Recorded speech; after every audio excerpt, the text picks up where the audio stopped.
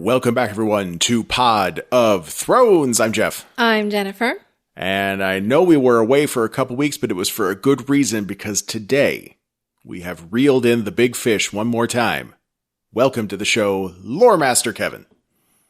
Kevin! Hello, how's it going? Hi, guys. Hi. Hey, Kevin. Welcome back. Thank you. I want to catch up with you, but I'm going to say something first. A couple. Oh my God, there's so many little things to say. So it's been a few weeks since we did a show. We were on a roll. We did 9 weeks in a row of 9, one prelude, like precursor, and then 8 Westworld episodes. We were doing so well. And then I wanted to follow it up with bringing in some of our family favorites, people that we've talked to before on the show, or anyone else that reached out. But right now, and then as I'm talking to people, including Loremaster Kevin, I'm finding that Westworld not quite as much of a must-see TV as Game of Thrones used to be. A lot of people are behind or hadn't watched it at all. Well, I think it's so infrequent. We get just a little tiny bit, and like Game of Thrones, it was took 2 years or something to make. Well, this Westworld's been off the air for probably close to 2 years. Right. It was a really long time. So but that's why I thought everyone would be excited to watch it again, right? Everyone? I mean, it's really hard to understand the deeper meaning of things for a lot of people, I think. They lose patience and move on. But people that can understand the deeper meaning, they latch on to it, I think. Game of Thrones. Well, I tell you, season 2 was hard to get through without paying 100% attention to what was going on. So I wasn't in the headspace to watch something where I had to just pay attention. Mm-hmm. Yeah, I mean, looking back, we might have said this before, but the plot of Bernard having decentralized addressing in his or de-addressed memories is fascinating from a tech guy standpoint of because if you delete something on your hard drive, the file typically isn't actually gone in any fashion. It's just taken off of a table that keeps track of where everything is. And then later on, you might overwrite it. So that's kind of what they did with Bernard's memory, is they just destroyed that table that says where all the files are located. And that's a really neat thing for a tech guy like me, a nerd, and maybe Kevin. It's a cool idea. But fuck, was it confusing. Yeah, we do some things like that when we do backups at ourselves. We do mirroring, and then we merge it back together after we mirrored it, and it's oh my goodness. So, yeah. Yeah, because we can't be offline for that long. We can't be offline because ATMs and stuff. So we still have to allow transactions on debit cards and things. So while we're doing backup, we're actually offline, but we're recording all these things. And then when we come back online, 2.5 hours later, we start merging stuff back in. So it's pretty interesting to read that stuff. Incidentally, Kevin works in the financial services industry. If you didn't catch on, his day job, he's not only a lore master, although that should be a job. Well, that's like a superhero power. Being a lore master? Yeah. Or a Hollywood By power. night. Mm-hmm. I mean, there are, script supervisors, I think, on TV shows. Their job is to make sure continuity works, so they have to know every little detail, ins and outs of the shows that they're working on. That's a cool job. Yeah. I'd like to have that job. I would also like to have that job. I bet Kevin would also. What if you have to watch stupid shows? Well, it depends on the show you're hired on, right? Right. So anyway, so we missed some time, but Kevin has graciously caught up and binged a bunch of Westworld very recently. Because my kids weren't going to be here this weekend because they were going to be visiting the grandparents. Right. So I was like, this is the perfect time that I can pay attention to what was happening. You had a kid-free weekend. Now, some of us get those all the time. Some people not super often, and recently we've all been kind of cooped up. So I was the wife okay with you just sitting down and binging a whole crap ton of Westworld while the kids are gone? Yes, she actually has a lot of work doing herself. Oh, she's doing work. Okay. Did she watch it all with you? So no, she wouldn't. She's not into that type of show. And it was funny because I told her she can come on here and we can try to talk to her about it and tell her about it. And she's like, okay, tell me a little bit about it. And I started with episode 1 and I started talking about it and she's like, never mind, I'm done. So there's a player piano. Oh, that's funny. And then this lady drops a can of condensed milk, and everything takes a turn. Yeah. I was So I almost was trying out. to explain to her. So All right. Well, so you got she's to watch more it. like a Gilmore Girls person. Oh. Well, I'll make a quick podcast recommendation then. There's a great show. Maybe you guys could listen to it as a couple, since it's got something for boys and girls. It's called Gilmore Ball Z. And it's done by a couple people that we've actually had on Pod of Thrones before, Grant and Paige. They used to do a podcast about video games. What was it called? Damn it, I can't remember. But it's been gone for quite a while, unfortunately. But they started a new show where they watch an episode of Gilmore Girls and an episode of Dragon Ball Z. So the guy, he's never seen any Gilmore Girls, Grant, and Paige has never seen any Dragon Ball Z. So they watch them together and then they do a podcast about it. Your wife might love that. Okay. Hard sell? No. Jennifer looks skeptical. No, she may. She may enjoy that. They She likes have to a listen to the fan murder podcast, Oh, well, My Favorite Murder. Still one of the best podcasts out there. stuff like that. She spends like 2 hours a night, or not like 2 hours a day listening to those. Now, before we started recording, we were talking a little bit about podcasts and how hard it is now without a commute to find time for listening to all these podcasts that I subscribe to, at least, which brings us to how the fuck are you doing? How's your family? It's been a crazy time. We're good. Yeah. It really has been. Yeah. Yeah, it's been pretty good actually. My family's been here. It's a lot of people were stressing out on Facebook, like, oh, I didn't. I mean, me, I was enjoying the time. Enjoying the time. I got my kids here. We were doing more time. Yeah. Have you had to go? I was still working from home. Okay, so you're working from home. You haven't had to go into the I office. was. I'm back. I'm back now. Oh, I'm back good. in the office now, but Okay. I was working from home. Oh, you're back now. Are you? So Yeah. Let's just have a refresher. You live in South Carolina, is that right? Yeah. Okay. Myrtle Beach. Myrtle Beach. Yep. There's a song about Myrtle Beach. I'll have to send you a link. It's beautiful. Okay, so South Carolina, what's your status with coronavirus then? Are you now reopening? We're reopening mostly everything. Even our pool in our neighborhood got to reopen this weekend. Oh, that's ballsy. Okay. Yeah. I'm not partaking, but it is open. Okay. So you're going back into the office. Are you wearing a face mask every day? Not in the office, no. Do you have to be within 6 feet of people on a regular basis? No, I get in my office, shut the door. Oh, you have an office. Well, what a fortunate man you are. Yeah. I go to my office, shut my door, and then I have a sign that says, please deal with me through email or phone calls. And then if they absolutely have to talk to me, I talk to them through the door. I started doing that even before the government started shutting stuff down. Like probably 3 weeks before. I started in February, and people were like, "You're crazy. I'm like, we'll see." And then now they're all doing it. That's good. You're a man of science. You trust what doctors and scientists say. I like that. That's why we like you, Loremaster Kevin. Yeah. We are still closed in Southern California, but it's starting. Like I saw a Facebook post from our local comic book store / gaming store. I go there for the board games, but they are now allowing customers in the store. Good. With masks. Mm-hmm.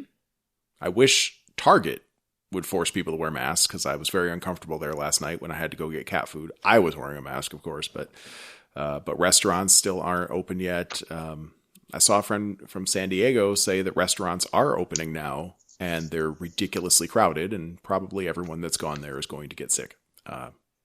It's the craziest thing. Like I was looking at these people, like they spend like, let's open up. We're adults. We know how to deal with these things. And then you're going in and packing restaurants now. It's like, obviously you don't know how to deal with things, but Yeah.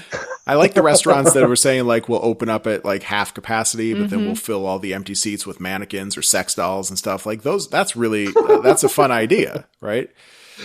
But just opening up, nightclubs and restaurants and just letting people crowd together, we're going to have a major resurgence of this virus because it's not over. Yeah. We all know that. We'll see. Right? People listening to this show, it's not over. Please don't think it is. Please wear a mask and wash your goddamn hands. Look at your hands. They're filthy. Go wash them right. Pause the show. They are. Pause the show and go wash your hands. Thank you. All right, now we're back. All right, I'll be right back. Okay, so a couple other points of business. First of all, I was hoping for some kind of more spectacular fanfare, but I just lost a lot of steam when I was like, oh my God, no one was actually watching Westworld along with us. So that we were away for a few weeks, but I have to say, we've been saving it up. And today, with Loremaster Kevin, thank goodness, at least we have you, sir, is episode 200 of this podcast. What? Yay! Isn't that fucking crazy? 200 that shows. Is pretty Oh crazy. my gosh, we need a trophy. Good job. A trophy? Yes. Oh, that's a good idea. Can we get do. one like shaped like the Iron Throne, maybe? Sure. Okay. So, Kevin, I'm glad you could join us. You were the first guest, and for a while, the only guest, helping us go through, what was it, the first 4 or 5 seasons that we sort of covered in like super speed leading into a new season. I think it might have been the first four seasons that we just binged and talked about them, and you came on and you were talking about them with us, and then we started doing live coverage, I think, of season 5. So Wow. you've been there with us, man. Yeah. Through thick and thin, literally. Yes. We're all gaining weight in coronavirus.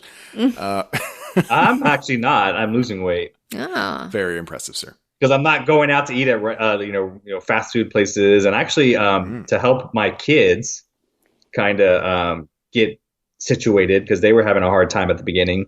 One of them, the 5-year-old, started peeing the bed again. The 2-year-old started asking for his pacifier all the time when he didn't do that forever, and the 8-year-old was just mad all the time. I started running with the 8-year-old, let her outside and run. I started hiking with the 5-year-old, and then the 2-year-old, I just take him outside, let him go. It's the little swimming in the little green pool we have, a little toy pool. Mm-hmm. Wait, so the older kid gets to jog around the neighborhood, but the younger kid has to go hiking? What's wrong with She likes hiking? That sounds flipped. She Well, likes hiking's hiking. just hard work. No, Like you're he's going not up talking hills, about like mountains. Climbing over rocks. No, Killing a we go mountain out in lion. the woods and just hike through trails Oh. and stuff. But she likes it because I bring snacks and she gets to eat the snacks Oh. and wait for mommy. Oh, cute. Oh, remember the last time we did a We hike? saw there? a snake. We saw a snake and she was so happy about it. Oh. Wow. We have snakes just wandering our neighborhood. There's like a trail that goes around the back of a lot of people's houses in our neighborhood. Yeah, and there was one there in the have gutter been yesterday. some Or the pretty day. beefy Yeah. snakes there. Yeah. Yeah. The last time we went hiking, we wound up having to split up because some of the kids just pooped out and said we don't want to do it. And then I got a couple of the kids to the end of the trail, and we found out that there was no cell phone signal, and we could not get a hold of Jennifer to come like around the mountain and pick us up. And if we had to walk back, it would have been another hour or something, and everyone's feet were starting to hurt and they were complaining. Hell of a time. Boy, the outdoors. Do you think people maybe now if we go hiking after the plague is over, everyone will appreciate it more? I don't know. Yeah. Yeah, you think so? Okay. I hope so. Because that would be nice. It would be. I would. So yes, this is episode 200. We're doing it in the middle of coronavirus, and everything is going to be okay. I do have a couple apologies to make. Well, just administrative stuff. So like I've been a little bit behind on administrative things, but also some of it is only kind of my fault. Like I'm going to blame technology for part of it, but so we've been talking to this guy, very awesome guy, avid listener who has had some ideas on like maybe a little rebranding, which I was kind of into because podcasts and TV shows, like everybody does rebranding once in a while. So we were talking about some new visuals for the show, and I've been very behind on just getting back to him. So I suck. But then I was looking through email, and my jeff@potofthrones.com email, apparently I haven't been getting notifications for it because I've been missing a lot of shit. Most of it's like press releases, but I have to give an apology to Jonathan in the UK because we're sitting here going like, well, I mean, you know, someone Did you write miss in an email? What? You missed his email. I missed an email. Yeah. So when did he send it? It was a little while ago, April. Oh, I'm so sorry. So Jonathan in the Sorry, UK, Jonathan. I did not see this email come in at all, and I feel terrible about it. But he was writing in about William's hand. We were having this whole debate. Good. Yeah, what'd he say? We were having this whole debate about William's hand. So he wrote in and said, should I try a British accent? Yes. Hi, guys. Wait, I start was over. listening Wait, to start, your podcast. start over. Go. Okay. Hi, guys. I was listening to your podcast for Westworld 304, and I wanted to point out that William only blew off 2 of his fingers on his right hand and not the whole hand. We actually could see 2 stumps in the cold open along with the scar of cutting into his arm last season. He was wearing a glove to hide his damaged hand. I believe Charlotte actually injected something into William's bloodstream, maybe the drug genre that Liam's friend mentioned. It is the title of 305, after all. Best wishes, Jonathan in the UK. Oh, thanks, Jonathan, Jonathan. And we did see, Jonathan was absolutely right, because we did see later on him wearing that glove and taking it off and missing the fingers. Yeah. His hand looks so mangled at the end of season 2. I really just thought he wasn't going to have any fingers left. I think I kind of got stuck on that idea. I just had a hard time believing. Well, you got to believe. So since we're on the podcast, and the Jennifer who love this, you have to admit that Jennifer was right. What? Well, she's generally I'm right. always but right. Is there a specific thing? What was it? I know, but you have to about this because you were arguing over it on your first episode of Westworld. I mean, right before right before you went away and came back, that he was a robot. You were saying he's a robot, and she was saying no. I think it just was messed up his hand. Okay, but if you look back at season 2, Kevin, how were we supposed to take that? I mean, he spent at least, let's say 3 or 4 of the episodes of season 2, at the very least. He was doubting his own humanity. I'm just saying she got it right. I'm just saying. But at the end of season 2, he had a fidelity test. Can't say it. You can't say it. No, I'm not. And did he pass? Obviously, he was We don't human. know if he passed. We know that now. He got his throat cut. I'm not saying Jennifer was wrong. I just don't understand the fidelity test. Oh, I know. I don't think I did either. Well, now wait. Can't he have his throat cut and still be a robot? I guess, but I mean, if he was a robot, I feel like at a certain point, Charlotte Bot would have known it. Actually, Probably. people are She now would. calling her Charred Loris.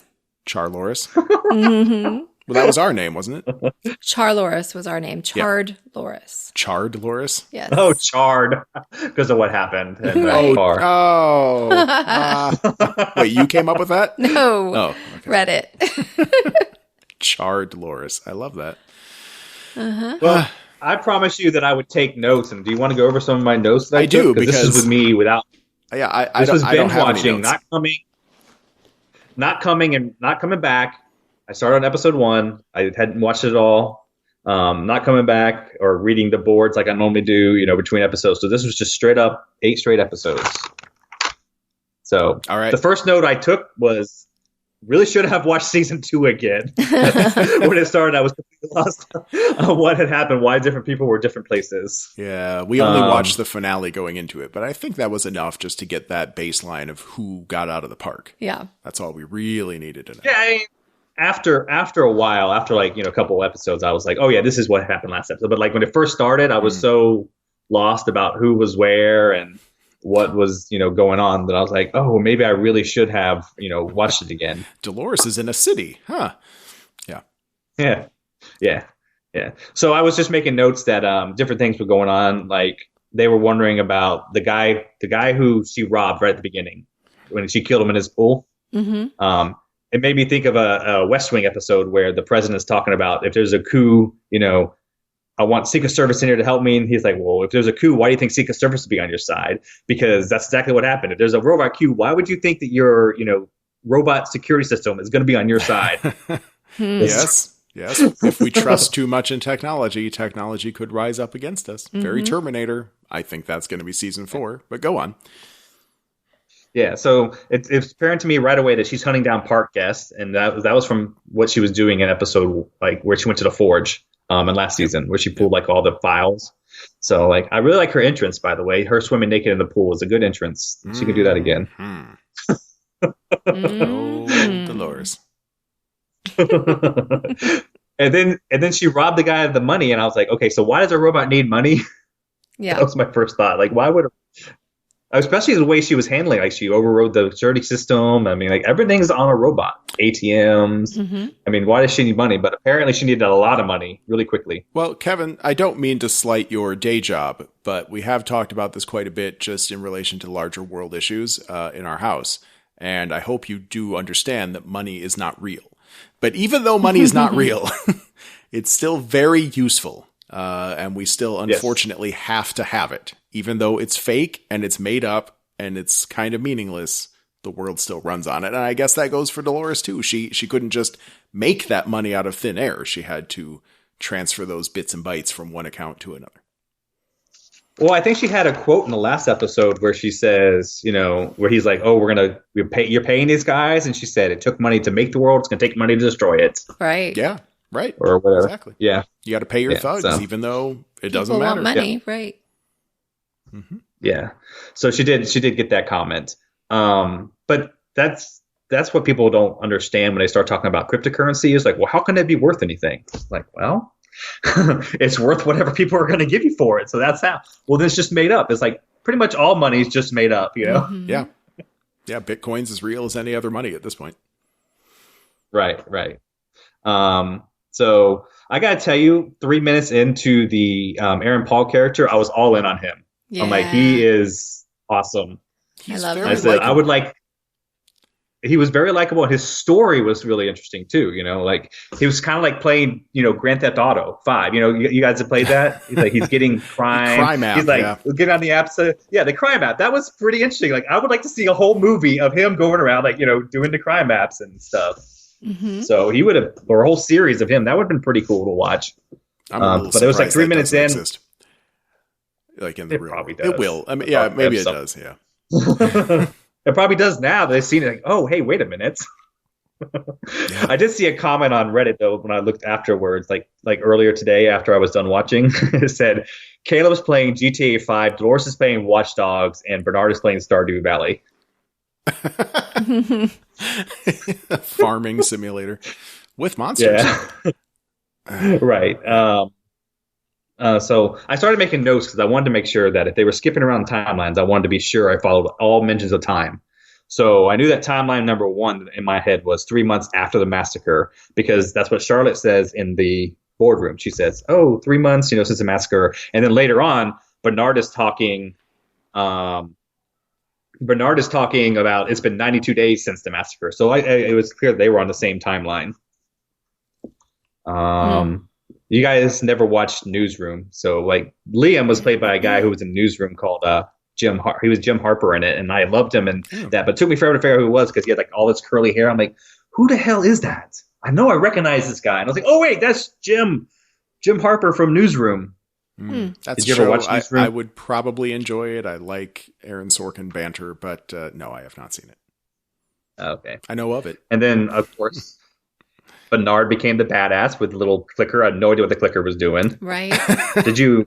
I So mean, these are just my thoughts. you just watched the whole episode series. 1. Like we never really figure out exactly what the clicker is. It's like turning off his humanity, but turning on his badassery. Like, why can't you just have both? What?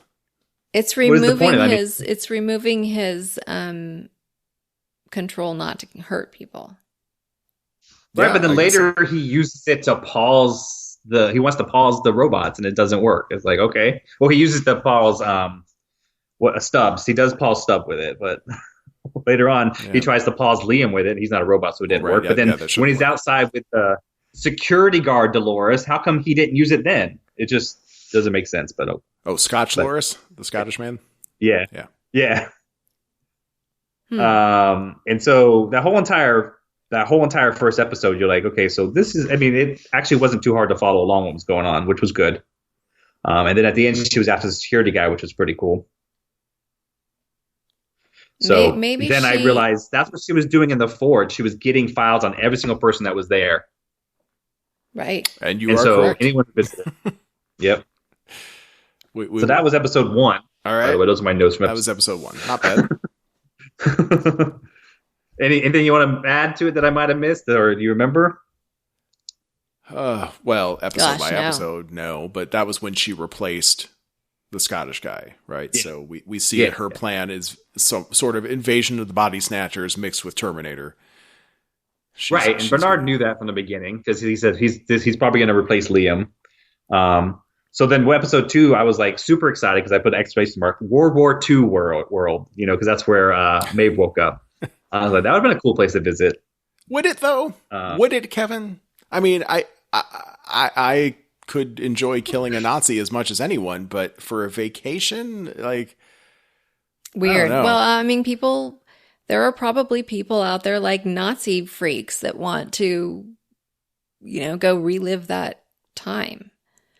Yeah, history buffs. Well, I mean, if you're going killing them, it's a little different. Like, there's a show on Amazon Prime called Hunters, and it's about killing Nazis. So yeah, I mean, like you could Nazis. be doing that. You could be doing that, killing Hitler, or you could be Hitler yourself. Killing Nazis is an admirable hobby, but like if you go to Westworld, you can get into some action and adventure. That's your choice, but you could also just relax in a bathtub. You could just go have sex. Well, they probably already did all that. But it's called War. Okay, well, yeah, okay. So I guess if they visited the other parks and had their fun, now it's time to go to War World because you need a change of pace, I guess. Mm-hmm.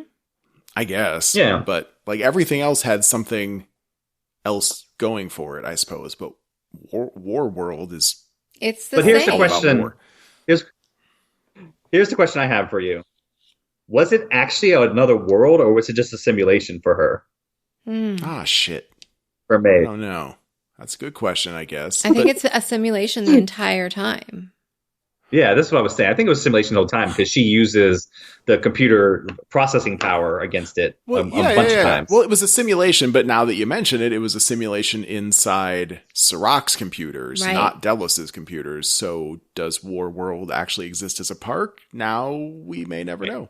Like he could have taken... I didn't. When I first wrote it, I didn't really know because it was the very beginning. But yeah, later on, she uses the processing power against it.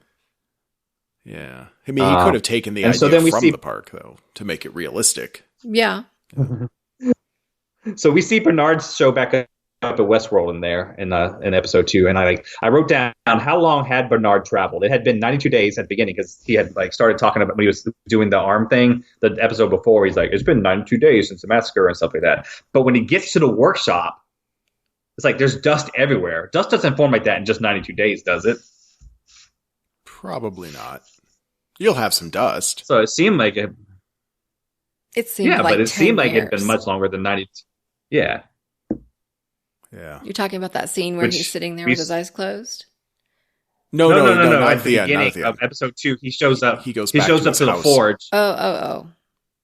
Yeah. Yeah. Hmm. And there's like dust everywhere and stuff he's pulling away. I'm like, okay, how long had it been if it was only because it only started 90 days? How long did it take him to get to Westworld? Well, maybe Dolores left the door open and just a lot of dust came in from outside.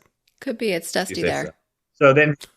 So then he shows up in Stubbs, and you find out that he was a host. And like, I heard you guys having this discussion on your podcast, and like I was with Jennifer on this one too. Like to me, Stubbs was always a host because we talked about that. You're like, well, maybe he just meant.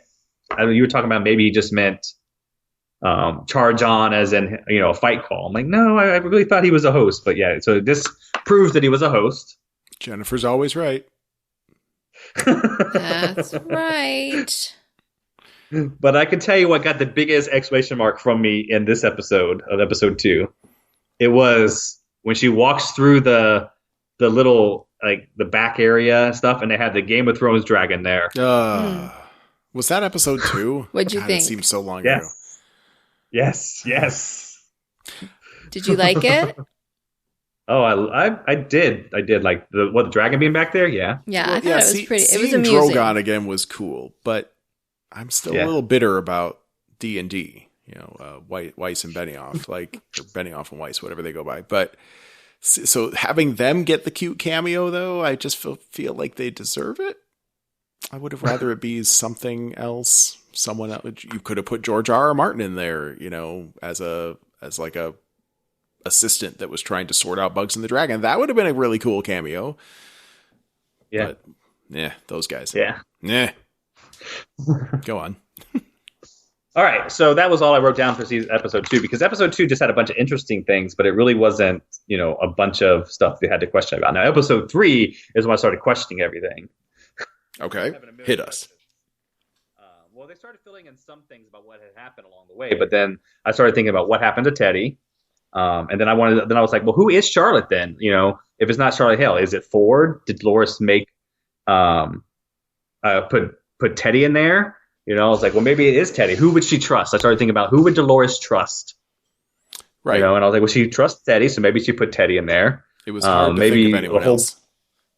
Yeah. Yeah. Well, I mean, there was other people, but I mean, Maeve would not have done it. We already saw Maeve. And then, so I also marked down when she was called Charlie from her ex-husband, because when my kid was born, her name's Sophia, I wanted to name her Charlotte so I could call her Charlie. And my wife said, absolutely no way. No girl goes by Charlie. So I really wish she had watched an episode with me so that she could see him calling her Charlie. I'm sure someone's gone by that. I would. I'm sure. I think it's cute. Mm-hmm. Yeah, I think it's a cute name to call a girl Charlie. And she's like, no. Although so that's the whole reason in my daughter's named business, Charlotte. I don't know about that. I guess you would just have people call you Charlotte. In business? Your business name, yeah. Well, sure. But like growing up on the playground, Charlie. Yeah. All right. Yeah, all right. Maybe with just like an I instead of an IE. Charlie with an I. Yeah. Yeah. So anyway, she wouldn't let me name her Charlie, but I had a big grin when that happened. Mm-hmm. And I started thinking, is this the third timeline was before Charlotte gets on the boat, or was that just like a flashback? And apparently it was just a flashback. So then this is the second time they mentioned the word insight in episode 3. And I was like, okay, so this is when Insight was buying Delos out. And then they said Sirach, who we saw in episode 2. And I was like, okay, so where does he fit in? I was trying to figure out where Sirach fit in. I'm like, okay. But then you got Dolores and Aaron Paul together, and I'm like, you know what? I'd take a movie with these two, because they started I don't remember what they were doing, but they were just all over the place. He's just interesting. I mean, he's in the first episode, he's laying fiber with a robot, kind of like that movie Choppy. You ever see the Choppy movie? I did not, but I know. They just go about their day business with their robots. That's cute. He looks like that New York painting. Yeah, it was just a cute. He was just interesting character. It was a good so robot I was like, to I would have as a sidekick. I liked that robot. Yeah. He's a good kid. Right. Was. So then I started trying to figure out who are the teams. Like, who's Team Delos was Charlotte, Dolores, and Aaron Paul's character. Caleb. And then who there had to be someone on the outside Dolores was talking to, because it sounded like someone was talking to her. But I was like, well, maybe it's just an AI. You know what I mean? I assumed AI, but it sounded more real to me than just an AI, like someone who had a plan with her. Mm-hmm.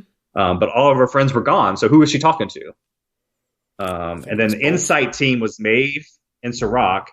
And then I'm like, well, then whose team is Bernard and Stubbs on? These are my questions I'm asking myself as I watch this episode. Well, can't there be 3 teams? They were just kind of doing their own thing. They weren't on anyone's side at first. They were kind of rogue. Right, but who are they doing it for? Are they doing it for themselves? They're trying to stop Dolores. I mean, but you saw Dolores bring him back. So I'm like, okay, so why did she bring him back? That part does get a little convoluted by the end of the season. I wasn't quite getting it myself, but it eventually comes around. Yeah. Yeah, it does. It is. And I remember writing on the 8th episode, like halfway through, I'm like, oh, I know why Bernard's there. Yeah. Well, maybe not so much the question of why she brought him back, but why he wasn't in on the plan, maybe. Mm-hmm. Yeah. Yeah. All right. So then I was surprised when I found out Charlotte had a son. And I'm like, well, is this a programming error? She programmed Charlotte's thoughts, but did they not know about her son from the file? Yeah, kind of weird. Because she completely forgot about him. She knew who the boyfriend was because she called him by his name and started kissing him. And then she's like, oh, who? Nathan? What? Right. Like, yeah, your son. You forgot him, doofus. And we thought that was probably Teddy's marble. We didn't realize it was Charloris. It could have been Chetty. Right. Right. I thought it was Teddy from there. I was like, okay, well, that makes sense that Teddy wouldn't know that. And then he mentions to her, Nathan, her son, mentions to her 2 things. One, why won't you take me to see a real elephant? And then she's like, well, elephants are extinct. And this is like the first glimpse of well, the humans have, ruined the world, basically. Elephants are extinct. And that's kind of like the overall theme later on is if we left up to your own devices, you're going to ruin the world. So here I am to help fix it type thing. I like stuff like that, though, where they just give you a little clue into the world. It's just sort of a throwaway line that you might, if you were doing a crossword puzzle while watching, you probably wouldn't notice it at all. But if you're paying attention, it's like, oh, this future world looks really awesome, but it's probably pretty fucked up outside of the big clean city. But then here's the second thing that happened that he said to her. He said, when is my real mommy coming back? So he could tell right away that she wasn't the right one. It's so sad. Kid always knows, huh? Yeah. Right, but it reminded me of an earlier thing that I kind of just threw away thinking it was dementia, and that was when Aaron Paul's mother didn't recognize him. And I started me thinking, oh, wait a minute. She's not recognizing him for the same reason the child's not recognizing her mother. Maybe he isn't who she says she is, So that I wrote that down. See, this is all of episode 3. So I thought you were taking that like... I thought you were going to say, like, so maybe the kid also has dementia and there's some big dementia problem in the world. But no. But you pulled up. I'm glad maybe you said what he was replaced with a robot or something. Yeah. He's definitely not himself, right? So maybe she's actually okay. And she doesn't recognize her son because of insight. I mean, she actually has something wrong. But she has like a dementia kind of like returning to childhood sometimes for some of these people. So maybe she has the mind of a child at that point and she's seeing him for who he is. Perhaps. And then I remembered, this one talk started coming back to me when they started looking for the mole. I was like, wait a minute, Charlotte was the mole in season 2. So it started making sense why she was the mole. So season 3 actually helps season 2 a lot, I think. Because a lot of stuff that goes on makes a lot more sense now. I'm glad. Why was she in there stealing information? Yeah, no, that's a good question. Yeah. That's a very good point. And I'm glad it makes sense now, but I'm not going to go back and rewatch season 2 again. Not right now. Maybe someday. I may now that it makes a lot more sense of what's going on. But you're right. Charlotte was hell bent on getting Data out of the park. But it would have made perfect sense that Delos was like, well, we're going to scrap this operation because everyone's getting murdered, but we have to preserve our data. And then you find out by the end of the season that the data they're trying to preserve is files on all the users. They have the sensors in the hats. They've been taking cum out of robots. You find out all this. Stop making that face at me, babe. You know that's what they were doing. Turkey baster. It's totally what they were doing. The so data then we get to the scene where they're about. on the data. Right, the data is what they care about. So we get to this scene where they're on the pier and you go over what they're doing with that data, what Insight's doing with the data, and you're like, where they won't let Aaron Paul marry because, he's not suitable to reproduce, and they won't let him get a good job because they think he's going to commit suicide in, 5 to 8 years by drowning. Mm-hmm. So it's like they take this data and they just predict it, and then they're like, okay, well, you're a drain on society, so we're not doing anything with you. Right. We're not putting our resources into you. Right. And so that's what is the fear of a lot of people with big data. Always is that they're going to take it and do something like that. Like, Target scares you because they can target you for these ads. And they do. Listen, it just happened again. I know I've already talked about this on the podcast, but just the other night, we're online, we're playing Fallout with some friends, and we were talking with, we were hanging out with Jay Sarge, the guy that does the intro music to this very show, and maybe a future podcast guest again. He's been on before. But we were talking to Jay Sarge. He was playing Fallout with us, and we were reminiscing with our other friend Jacob and Jay Sarge about the original EverQuest and how like that's where we met. Like that's where I met my friend Jacob, who now plays Fallout with me and Jennifer. We met on the original EverQuest, and I just talked a few sentences about the old days and what the servers were like and what the experience was like. And within 24 hours, I'm scrolling through Facebook, and this big ad comes up like twice through my timeline of this gorgeous EverQuest blanket.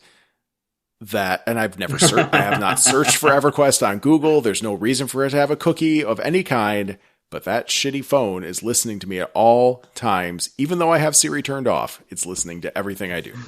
It's market. So my wife and I, yes, my wife and I laugh about that all the time. Like, because we'll talk about something, it'll show up in our timeline, and we're like, look, our FBI agent was listening to us. Mm-hmm. But is it funny?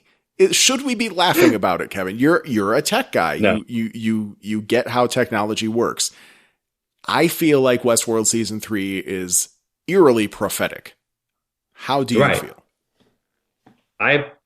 Being on the side of big data, because I work in big data, that's where I am. I know what we can do with it.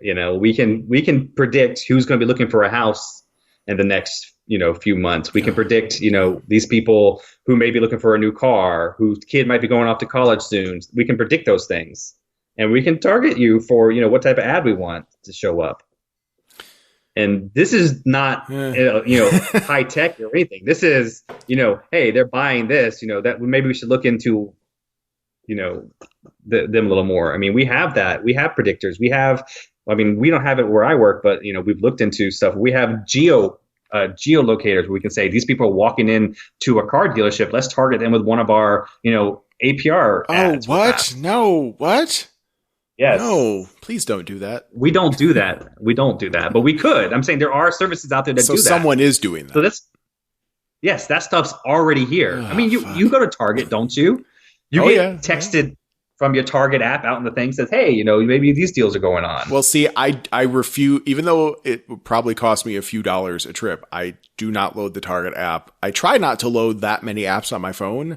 I don't get one for every restaurant and every business that I deal with because I don't want them tracking me so much, but it feels like I can't avoid it anyway. Well, see, for the most part, this is just advertising, trying to get you to buy their product, But this is taking it the next step further, saying, hey, you know what? It looks like you are, a high level of suicide, so we're not going to invest money in you to be a part of our company. Right. I mean, that's taking it a step farther than that. I mean, over the line, just like a line that you cross there. Yeah, but isn't there a chicken and egg factor there too of like we predict that he might be a suicide risk, but also we're going to keep him single and lonely and in a shitty job that he can never get ahead in. It's weird that he's a suicide risk, right? Right. I made mention of that in episode, I think 6, where she releases everything, where I was like, well, they have the power of knowing what to happen, but that's number 5. If they can decide if you reproduce, why not use this to help people? Like, for example, when they had that little girl next to the mom and she says suicide risk, 3 to 5 years. And she's like looking at her wrist. Why wouldn't you target that person to help them instead? You know what I mean? You see this person has that capability. Why aren't you helping her instead of saying, oh, okay, well, we're not going to put any money in this person? I think I heard them talk about that, and they said something like the rehabilitation rate wasn't like that's what they were trying to do with Caleb. They were trying to rehabilitate him, but the success rate wasn't like high enough or something. Yeah. But that's 10% of people that they save. Right, but it's a lot of money to rehabilitate all these people for only 10%. Well, but the rehabilitating that Caleb went through was reprogramming. Like, right. That's not necessarily what... Who knows what rehabilitation really means, but it's money that they would have to spend when 90% is going to fail. Yeah. And medicine is supposed watching to be very episode advanced. 3 and... watch episode 3 and seeing the ending remind me of all that stuff, the things that go on. So that was the one I wrote the most notes about, was episode 3. So I really enjoyed that one. And then episode 4 was very good and flew by. I didn't have time to write notes because everything was going on. You notice right away there was some more of how the world is messed up because he talked about Paris being gone. Sirach story. The Sirach story. So that's more of how the world had gone to shit. And then you see William. I mean, is he real? Is he is he a robot now? Is he living in simulation? I couldn't really tell what was going on with him. He was definitely going crazy at some point. Right, which we know happened to Delos Spot. Like he was, when he would stay online too long and not have a reset, you would start going fucking nuts and seeing things, and so I think we're giving us every reason to believe that he's a robot. And then it said fourth. I wrote down fourth timeline because I had written down third timeline was before Charlotte got on the boat, or a flashback. I guess it was a flashback, but I wrote fourth timeline, Dolores and Bernard in his house. I was like. But that was just another flashback, I think. Right. Hard to say. Okay. So then, it wasn't. It was hard to say. Time. It was just. Right. Yeah. It was a flashback. All right. And then because I was just marking down different like what I could tell at different times. So that I do that sometimes when I watch shows because it helps me understand if it's in a different timeline. Like for example, The Witcher, where they make a bunch of comments at the beginning of episode 1 that makes you realize they're in different timelines. But we can talk about that at a different time. And we will. Yeah. And so Bernard is right about Dolores' plan. He starts talking about what she's going to do. She's going to replace Liam with a robot, but she was wrong about who he replaced. And so those glasses we saw at the end of episode 3 when Charlotte visits Serac, we realize now that it's just like a simulation showing people what could happen if you do different things. So I was wondering, what are those glasses? Why'd they give her those glasses? Well, it can show you almost anything, it seems like. Like it showed the guy in episode 1, he had those glasses on, and it showed him a different house than he was in, and that's how he wound up tripping and falling into the pool and breaking his head. And then it was used for them to show a Skype call, a Zoom call with Charlotte and Serac, and he wasn't there. But he was sitting in a chair. Remember that. Don't forget that part. He had like a green screen chair sitting in his office, and then he stands up so that he could stand up on the chair in the real world. I love that. Yeah, but now it can show you other things too. You know, other possibilities from the I wrote that down. Of Rehoboam.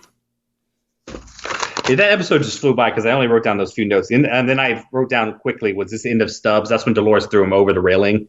Oh, yeah. And then I mentioned how Maeve controls outside almost as well as she does inside, you know, because she's like controlling the guns. And Maeve is just one of those people that you just don't know how powerful she is. Right. She has such composure. And then... Yeah, well, that's what you want in a badass. You want composure. Yeah. You want that calm, cool, collected badass that knows. She has the confidence of knowing she's going to get through this, even though she didn't in this particular case. But still, that's what makes her so awesome. Yep, that's true. And then the end of it had the big bombshell that everybody was Dolores. Yeah. They gave it to us halfway through the season. We find out that there is no Teddy. Yeah. Teddy's still... Dolores has Teddy somewhere. We know that. Yeah. We know she took him out of his skull in season 2. Right. But you find out that Charlotte is Dolores, the Scottish man is Dolores is Dolores, and who else is Dolores? I don't have any... Wasn't there one more Dolores? Yeah, we find out Dolores... Yeah, well, Dolores, Scotch Dolores. Lazo later on. Yeah. So, yeah, the 4 Dolores... Yeah, the 4 Doloreses and the 1 Bernard is what you got from there. What was your question, babe? Well, I was going to say, what do you make of when they went to the desert? It was like Arizona or something, wherever they went, to get old, what's his name? The old robot or the old... Solomon? Solomon, right. Right. But she was like, this is where our future is or something like that. Oh, well, she was telling Caleb something about how it was the possible future home of her people. But, right. But that might have just been bullshit to keep stringing him along to get him inside. She doesn't do bullshit. Well, she does some bullshit. She doesn't do bullshit. She wasn't exactly straightforward with Caleb on her plan. She wasn't lying or making up things. I guess. Well, Dolores is still out there somewhere, right? Yes. Well, surely. I don't know, because Bernard says she's gone. She can't be gone. I know, but I mean... Yeah. Bernard's probably Dolores. We definitely lost some of the Dolores forever. And then Charloris is still Dolores somewhere inside. I don't know. I think Dolores will be back in some capacity. Oh, of course. And then she'll keep trying to build her robot colony.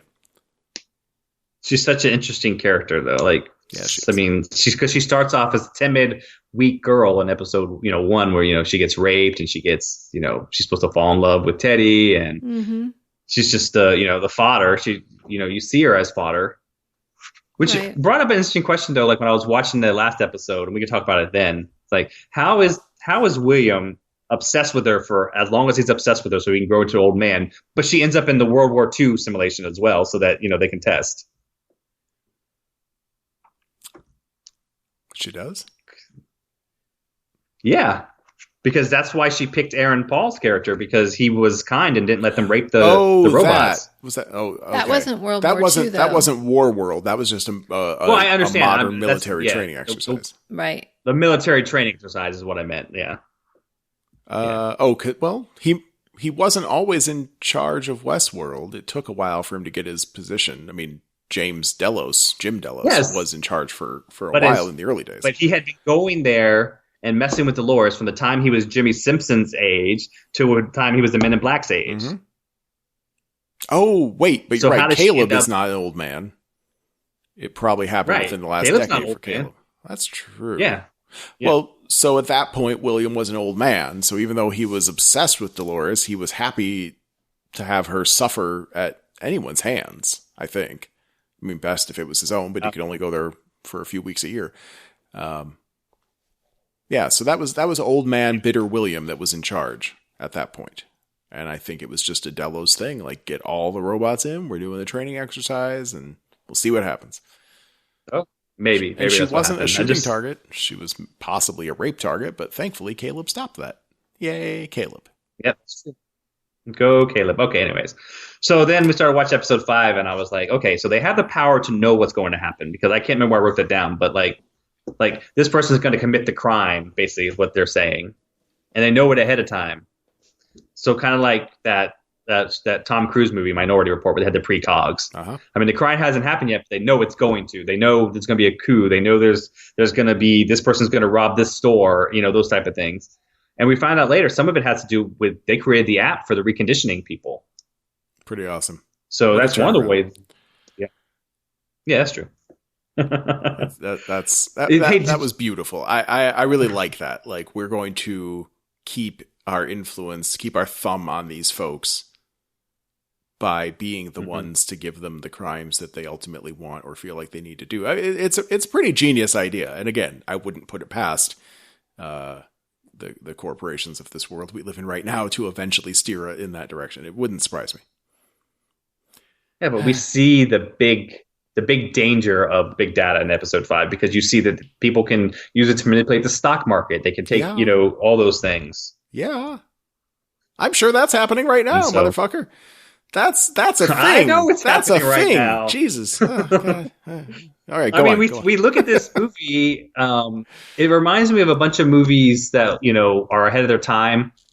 And you're like, oh, this will never happen. This will never happen. Then like you see like nowadays, it's like, oh my God, this is what's happening. And like when we watched this movie, it was like, oh no, stop being so paranoid. This stuff will never happen. Mm-hmm. Like the movie Enemy of the State with Will Smith. You guys ever see that movie? No, but I basically sort of Enemy of the State. It's like in the 98, 99 around that time, maybe early 2000s.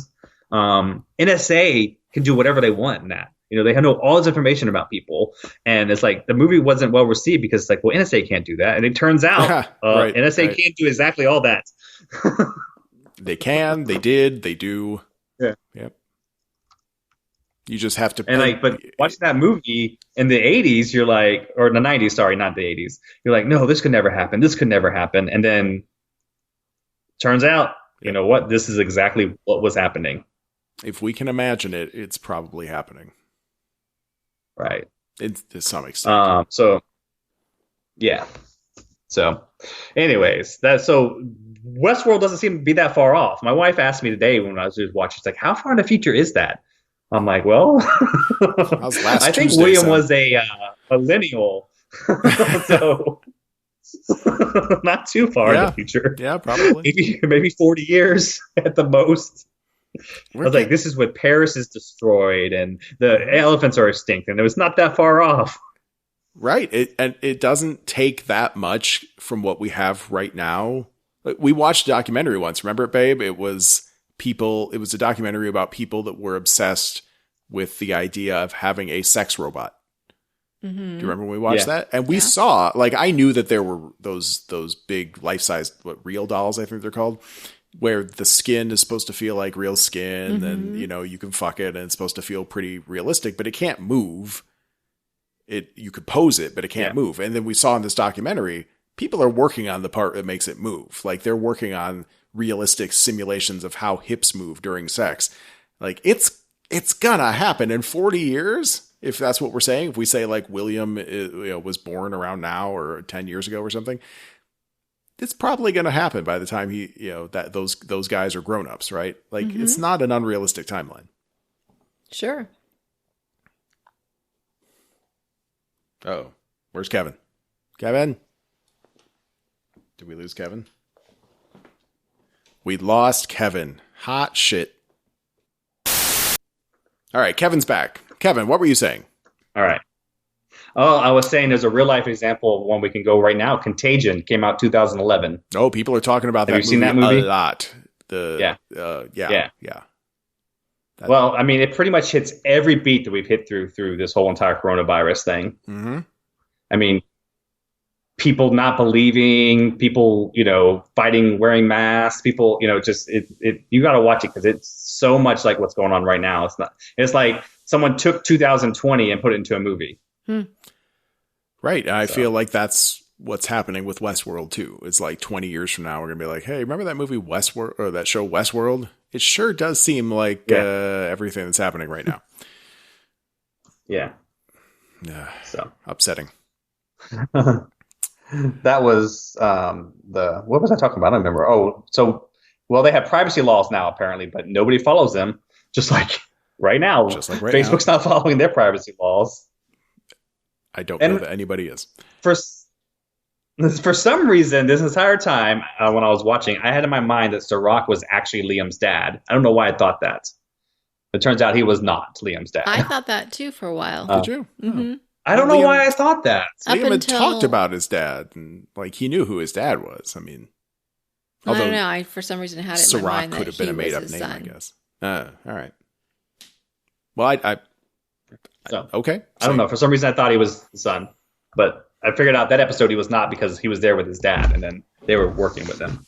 Right. We had all the flashbacks. We had young Sirach and Liam's dad. Everything. Yeah. So then I started. I tell you, I don't do drugs. That's one of the things I don't do.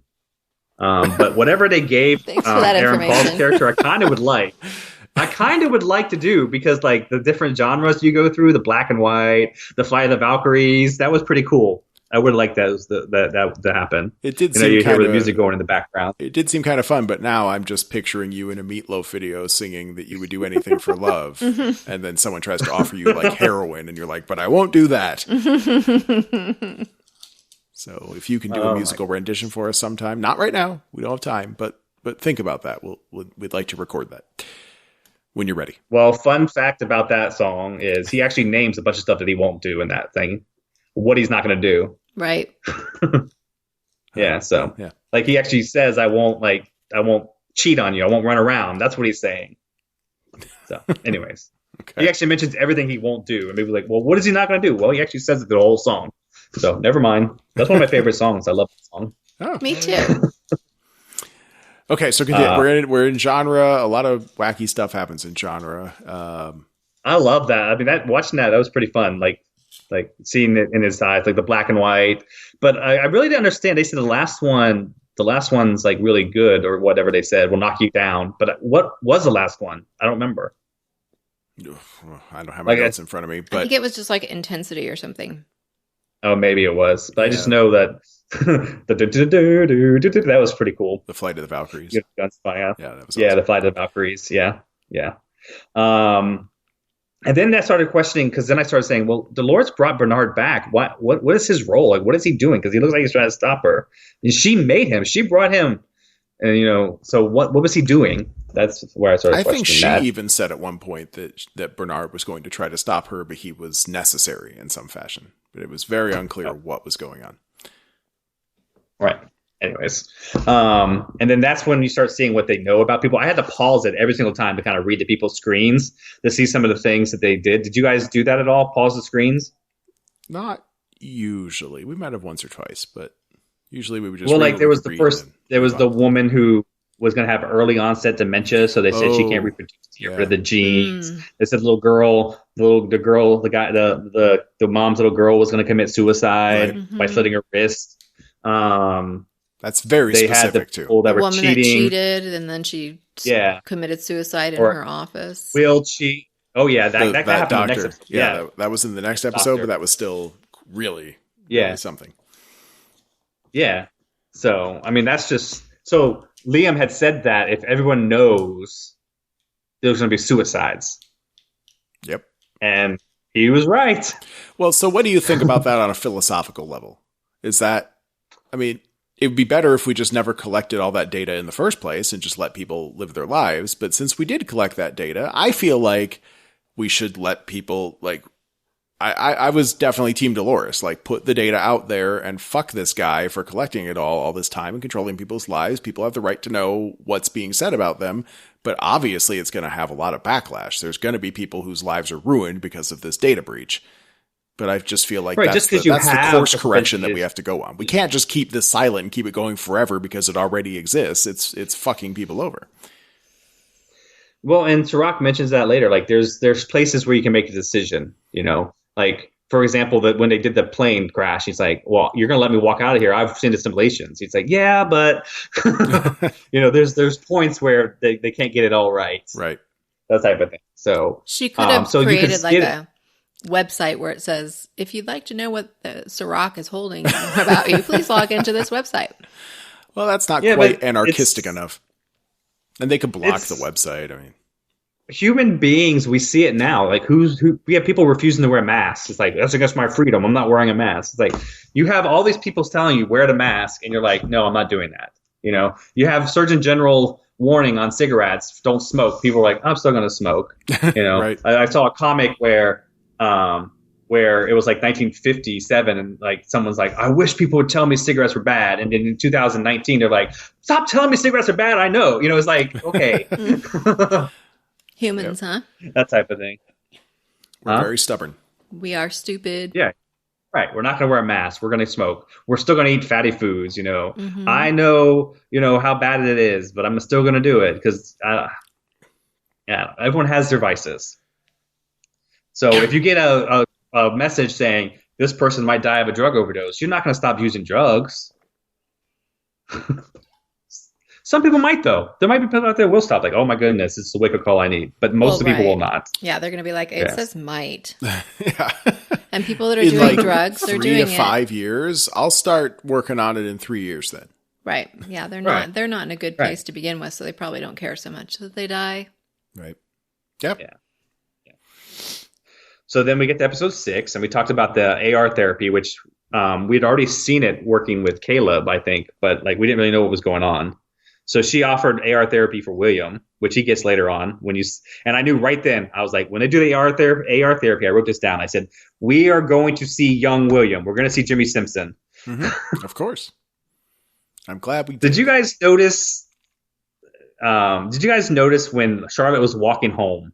Did you notice on there was a graffiti artist? Did you see what he was doing on the wall? That it looked a lot like the maze? Yeah, the maze. I wrote that down. It's like graffiti of the maze. It wasn't exactly the maze. It was exactly the maze. No. Very similar. I looked at the diagram, and it was so close that it was... Mm-hmm. Oh, it was definitely on purpose. And maybe that's like the waking up of humanity, just like the maze was Dolores waking up her sentience, right? Her humanity. I don't know. How would a human... So then I started... How would what? How would a human brain link that? Yeah, that part doesn't make any sense. How would humans come up with the same thing that Ford had? I don't know. But the symbolism is undeniable. It's the waking up of humanity. Mm-hmm. Yeah. And then I had a question because it was like they were talking about destroying humanity, and they're trying to stop Dolores from stopping humanity. And, you know, Bernard's trying to stop Dolores from destroying the world, and Sirach doesn't want her to end it. Liam didn't want him to release the facts because it may lead to this. And I started wondering, am I supposed to be rooting against Dolores? Like, am I supposed to be rooting for the humans in this? Right. Yeah. Because I couldn't decide who I was. There were moments when it seemed like Dolores might actually be the bad guy, but the problem was like there was no chance that Sirach was actually the good guy. He was definitely a dick. Yes. And then right. Yeah, right. So how am I supposed to root against Dolores is what I kept saying. Yeah, there wasn't an easy way to do that. And Maeve just always seemed misguided in this season. Like, her motivations didn't quite make sense because Dolores seemed to have the keys to what Maeve wanted, so why not just work with Dolores on that? That would have made more sense to me. But here's the thing. Watching the way Charlotte handled the board and started fighting, and the way Dolores fights, and the way Maeve fights, it made me realize that this show was full of badass women. Woohoo! Oh, yeah. It's nice. I mean, Game of Thrones had the same thing, right? Game of Thrones was very man-centric at first, and they were the ones with all the power, but by the end of the show... The women ruled the school. Right. Except for Bran. But then she they found out who she was as the mole because she went and checked on her son. It's like, well, the real Charlotte would not have done that. Real Charlotte didn't even remember she had a son. Duh. Right. So much so that when they got her file from the Forge, they did not know she had a son because that's how much she cared about him, apparently. Really? Sad. Or but maybe she just wanted to keep it private. Episode. That was a different Some people want their private lives, but Rehoboam knows all. Mm. Yeah, but they knew all. They didn't even know that she had a son. I guess Hoboken did, but not Delos. Did you say Hoboken? It sounded like Hoboken, like the city in New Jersey. I don't even know, but they've said it so many different ways, like Rehoboam, Rehobbit. I'm like, what? I've come to grips with it now that I know that it's an actual name from biblical times. Rehoboam. I've come to accept it. It was a long journey for me from Rebubba-bum-bum to Rehoboam.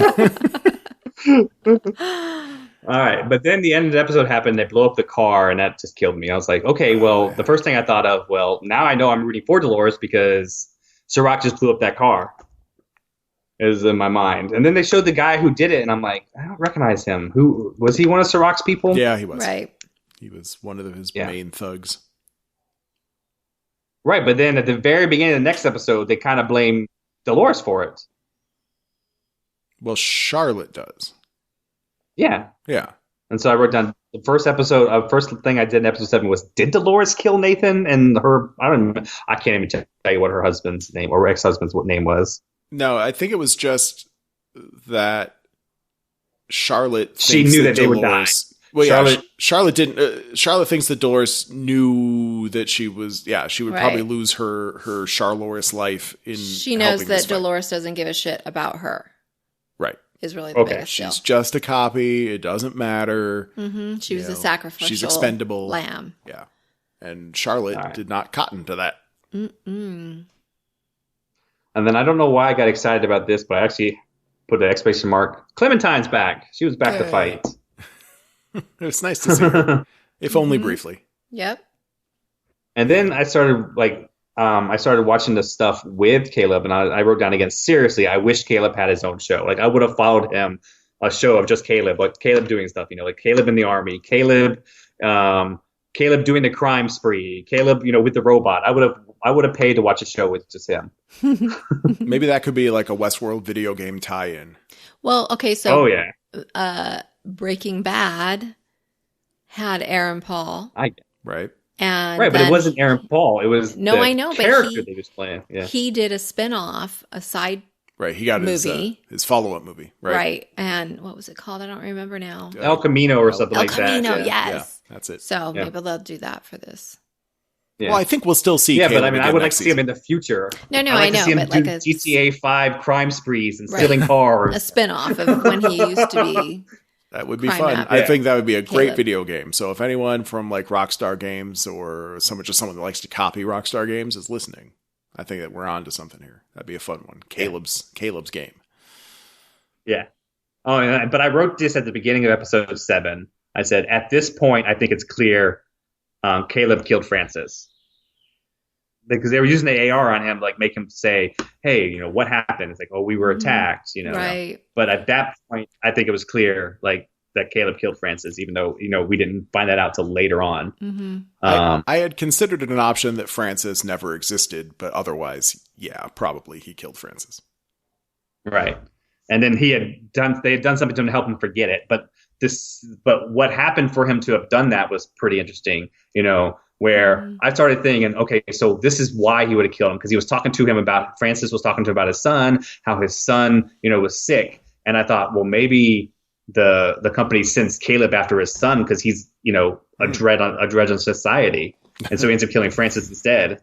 So, I mean, that's even darker. That would have been really happened. That would have been dark if that happened. But that's not how it happened. But like in my mind, I'm like, well, maybe that's why. Because why would they mention his son at all?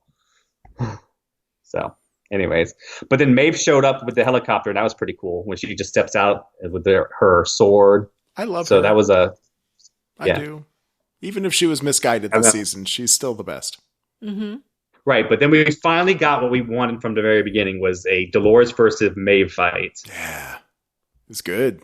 It's really good. And then Maeve cheated a little bit because she had the helicopter firing, but then Doris like, okay, well, if you're gonna play that game, I'm gonna play it too, and she sets that gun to fire. So that was pretty cool. Yes. Yep. And then I wrote, I knew it. He killed Francis because it was revealed that he actually killed him later on. A whole flashback. So, right. But I think it was pretty clear that he had been the one that killed him. And then I didn't write down much from episode 8. I was just like enthralled with it. I was just watching the whole thing, like, trying to take it all in. But I did mention something that happened a lot this season that really drives me crazy when I see it in other like shows and movies and stuff. And it happened quite like a few times. It's why do they always shoot the low value target first? It drives me absolutely crazy. Like, for example, when the Men in Black and Bernard and Stubbs were standing there, instead of shooting Bernard, who is standing in front of him, he shoots Stubbs. Yep. Earlier, when it was, I think, Dolores and someone else, they shot someone else first, and then Dolores gets away. It's like, why not shoot the person that's? It was when he rescued her from the ambulance when the fake cops are there, and Dolores and Aaron Paul are standing out there, and they call the police, and he instead shoots into the ambulance instead of killing the guy he already had the gun on. This just drives me crazy. So I wrote that down. Please stop doing that. Please stop shooting Stop being terrible villains. Sorry, stop shooting the low target person first. Shoot the person you're actually aiming at. It's video game. It's video game sensibility, man. You got to save the big boss for the end. You have to kill the lackeys first. It drives me crazy. And then El Lazo showed up, and I was like, "Oh, hey, look, there's Lawrence." I'm like, nope, that's Dolores again. So, but it was so nice to see him too. I mean, seeing Clementine, seeing Lawrence, that was awesome. It's just too bad they didn't get to do more. Yeah, and then I started when they showed Park. They said Park 5 is a training ground, which kind of makes sense. That would make sense. You'd want to train in as high a realistic thing as possible. And I was like, that would be a good usage of this type of technology, is training your soldiers without putting them in harm's way. Right. That's what they did. And so then I wrote down here, like right here in episode 8, I was like, oh my God, now I know why. Because when they have Dolores and they're trying to get the key from her, I'm like, she doesn't have the key. Bernard has the key. Like, that's the point of Bernard's whole entire storyline. He was brought back to have the key. And so then I wrote down Bernard is at his wife's house because that was his wife from season 1. Right. So like, she's a little older, so you can see how long a time it had come between, when his son died and when we were now. Well, yeah, because the son dying was Arnold, so that was a long time ago because Ford was still a young man. Right. But it kind of shows it. It kind of shows the passage of time, how old she's gotten. Mm-hmm. So that was a good thing. But then I was just in it watching the whole entire, like, the fights and like, what is Maeve going to do? And Maeve turns, and then, the football player who knocks over the barricade, clearing the way. Who I don't remember what his name was. Oh, that was great. Name? I know the football player's name, but I don't remember what his name was in the show. Oh, I was trying to think of his real name. It was Marshawn Lynch, is who was the real player. Lynch, yeah. I don't know that they ever actually said his name out loud in the show. I think we saw it in the subtitles once or twice. It's Giggles is his name. Giggles. Okay. His name was Giggles. I really don't remember anyone saying that. But here's the thing. I did not realize that he was a football player until I started knocking the thing. I was like, wait a minute, that guy's way too big. Like, you know what? Then I recognized who he was just from his moves. I'm like, wait a minute, that looks like that is Marshawn Lynch. He was a really good actor for a football player. Yeah, he did a fine job. He didn't have stilted lines or anything. Yeah, he did really well. Mm-hmm. So anyway, so that I thought that what was sad when they were taking in his friends, and it was like that whole entire ending, watching like it unfold was pretty interesting. And then you have the scene right after the credits where William gets killed. Oh yeah, that was great. Where who gets killed? He gets replaced by a robot. William gets killed. Okay, we're there now. All right, got it. Yeah. Well, I mean, the whole ending thing we could talk about later on. Yeah, another podcast. Sirach was Rehoboam, and Rehoboam was Sirach. Blah blah blah. Okay. Oh yeah, that type of thing. And then Maeve, even though she's frozen, she's able to still control stuff with her mind, which was cool. then she picks the right team to finally be on. Yay. And then he's taken over and like destroys it, which is awesome. So, did he delete Dolores at that point? I guess so. I don't know. You could probably still go into Rehoboam's memory banks and try to undelete something. I'm sure we'll see Dolores. We'll see Dolores again. I'm not worried about that part. But you want to talk about so we get through all that, and then the post-credit scenes to set up for next season. Yes. So William's replacement. Right. And then you see Bernard, and again, full of dust. So how long has he been there? That looked like a really long time, like years. Yeah. Yeah, it had to be years. So we're gonna come back. Stubbs is gonna be completely decayed, and So you're telling me in like 10 years or whatever it is, nobody has gone into that motel room to clean or anything. Well, right, but looks like it was abandoned. Something was happening outside that room when they checked in. Homeless people. I mean, there could have been some. Yeah, you would think maybe squatters, looters, someone would come through eventually, scavengers, because it's definitely the apocalypse. Very Start stuffing things in his nose. Someone started smearing chia seeds on his cheeks. Oh yeah, he wakes up with just chia all over him. Chia Bernard. Oh, that'd be good. I'd like that. I think we'll get a comedic moment there when Bernard wakes up, because I think Stubbs is still sitting in that tub, maybe not decayed, but looking a little worse for wear, and definitely pissed off that he's just been sitting in that tub in water now for 10 years. Right. Otherwise, he would have gotten out and did something about Bernard. Right. Yeah. So because his job was to protect Bernard. That was his objective. Mm-hmm. Yeah, I think we'll have some good comedy there. Maybe there's going to be a bunch of dead bodies laying in front of the, like, where they Maybe he was protecting him. Oh, yeah, that could be. You're He's right. just shooting them from the bathtub. That would be awesome. I hope you're right. Yeah. Yeah. So those are my notes. I wrote them down as I watched. I binged it without going back and looking at any theories and trying to come up. That was what I came up with. Well, so what'd you think of season 3? I actually liked it a lot. Yeah, I thought it was pretty great. It was better. Better than season 2 for sure. Mm-hmm. It was definitely better than season 2, and like some of the storylines were a lot more interesting than season 1. I mean, season 1 had all the. It really was. It was a lot more straightforward than the previous seasons. Like there wasn't a lot of. I was waiting for episode 8 to like just blow my mind with like, oh, we're gonna reveal this, and it didn't happen. I'm glad. I'm thankful, because there was really only one timeline, and we've gone through some serious roller coasters with that we know of. Oh God, don't do that! Please don't do that. One straightforward overall story. They had flashbacks, and we had some, a few weird things here and there in virtual realities, but it was nice that there was one cohesive plot throughout.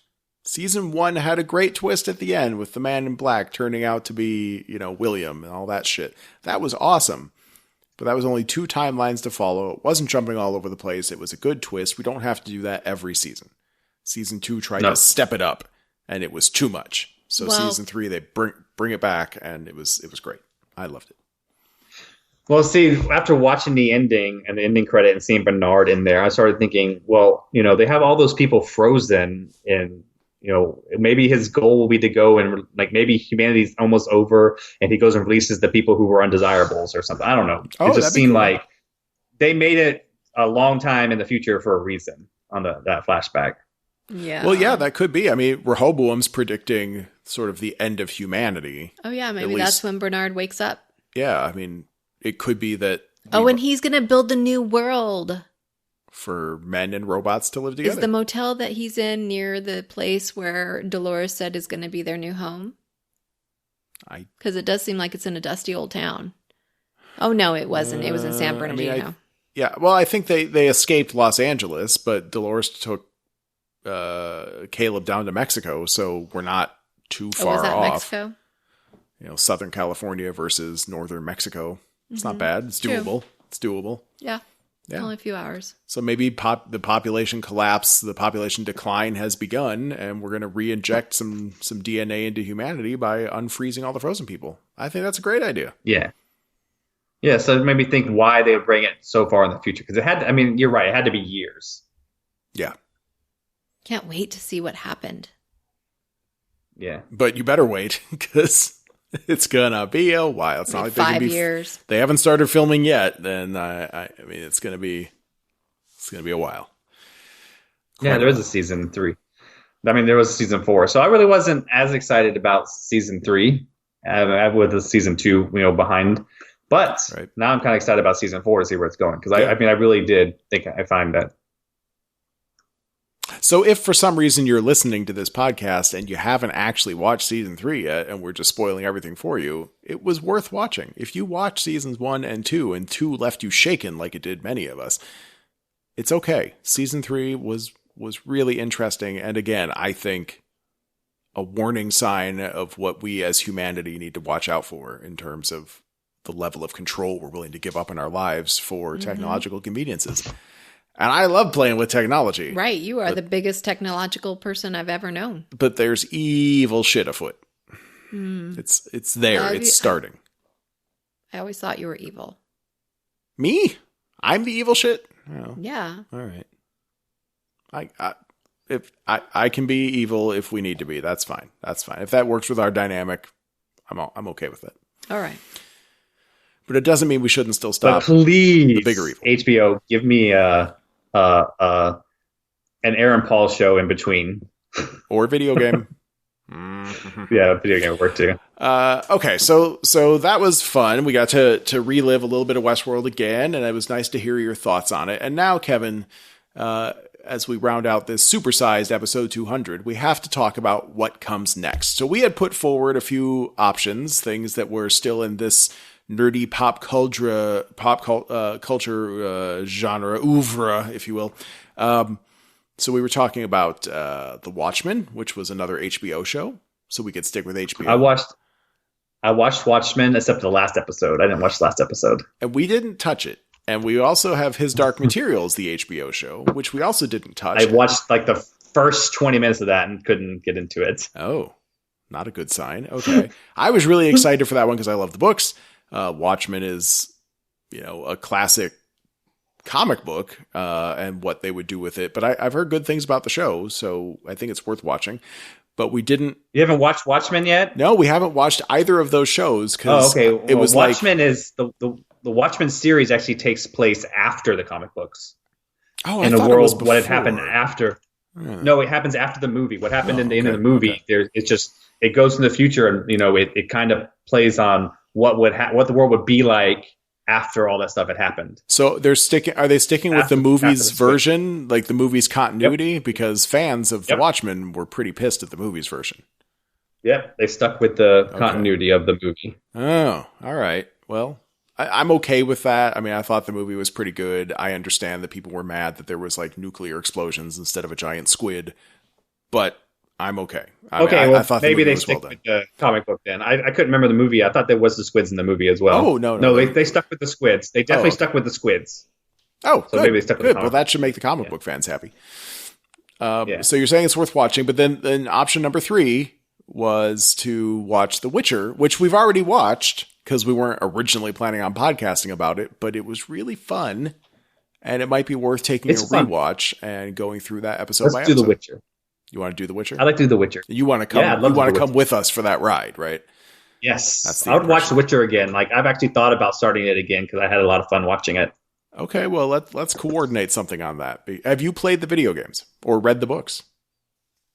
I played video game number 3 and I watched the movie. I mean, I watched the series. I didn't read any of the books. No. Okay, I did pick up audiobooks.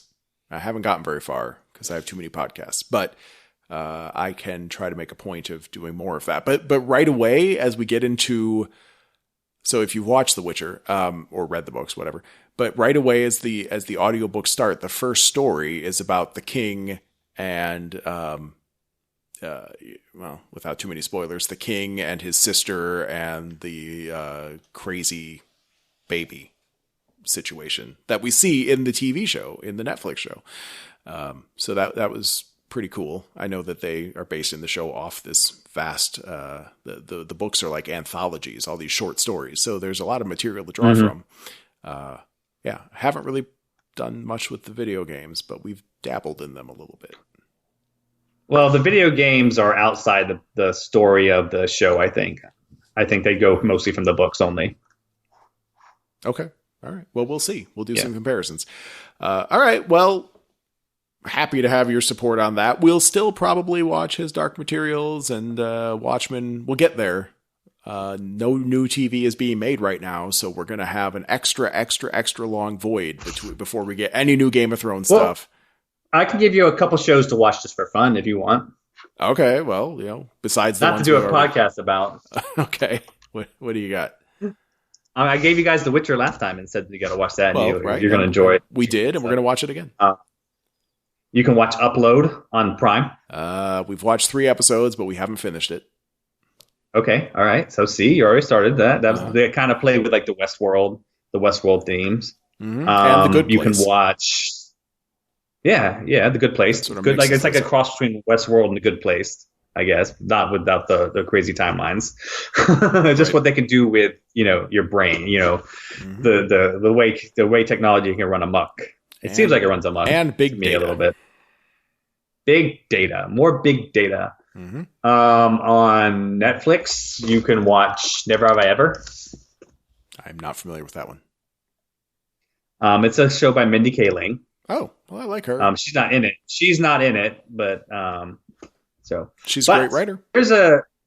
Here's something that if you want to watch a full series, then it's pretty interesting because it takes place in a time we don't really hear about too much, but you all know the stories. You can watch Merlin, the BBC Merlin.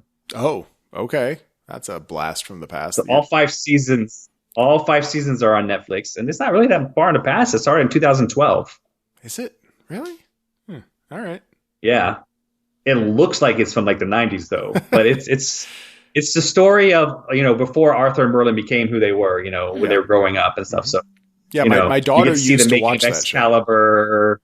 You get to see the making of Excalibur. You get to see Morgana before it became bad, all those things. So, all right. I would suggest you watch that show. Yeah. Good stuff. I think you would like that one. Yeah, I love that. Never Have I Ever was just, I put out there because you guys really like the show on Netflix, the Santa Clarita Diet and stuff. So it's just a quick, fun one like that. Okay. That sounds good to me. Okay. Boy, so many shows. And yet, here we are.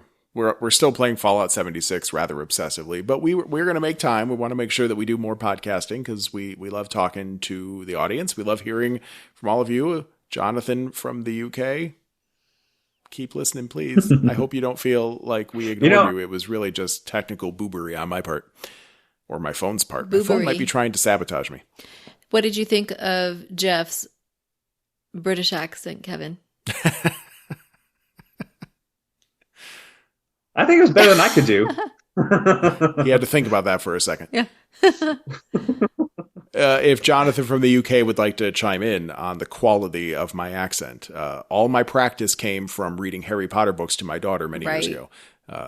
You should hear his Hagrid and his Dumbledore. And I could have known a lot of how it was if coronavirus didn't hit, because I was supposed to have gone to London in April. Oh. Damn. Yeah. Yeah. For work or for fun? For fun. It was my wife and I's first vacation without the kids. Wow. That's a big deal. Sorry. Yeah, we didn't get to go. Couldn't make that happen. Oh, Kevin, we're gonna get there, Kevin.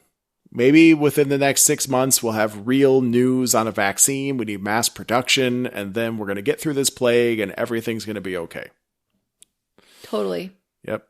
Believe in science. That's my best advice. Don't believe in individual people that are giving us information that's awful, but believe in science. Science will take care of us eventually. It will also harvest all of our information and build databases about us. Shit. Well, we got to take the good with the bad, I guess. Right? Yep. That's what Westworld's all about. And so is Pot of Thrones. And life. All right. So until next time, and I think we will be back sooner than later because now we have direction. We're gonna start it on The Witcher, right, Kevin? So we'll be back in a week or two at the absolute worst when we start our binge through The Witcher. So keep us in mind for that. follow along. Tell us what you think. You can reach us. You can reach me at jeff@potofthrones.com. Jennifer at potofthrones.com. Kevin, what if people want to talk to you? Do you got anything for them? Talk to them first. Okay. All right. If you want to talk to Kevin, we'll patch you through. We'll try to get you there. So there we go. And if anyone else wants to talk Westworld later, hit us up. There's plenty of theories. And if you just want to be upset about big data or the quarantine, we'd love to hear from you about that stuff too. So hopefully we'll talk to you all very soon. And until then, stay safe. Stay sexy. Wait, that's from a different podcast. Shh, don't say that. And don't let Siri listen to you.